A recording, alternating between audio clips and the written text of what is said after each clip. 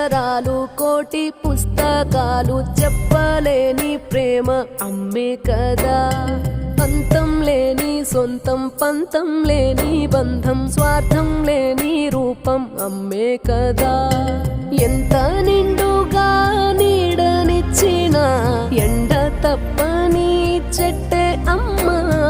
కంటి నిండుగా నీరే పొంగిన రెప్పముయని చూపే అమ్మ.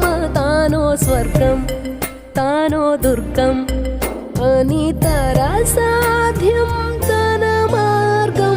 వేల అక్షరాలు కోటి పుస్తకాలు చెప్పలేని ప్రేమ అమ్మే కదా.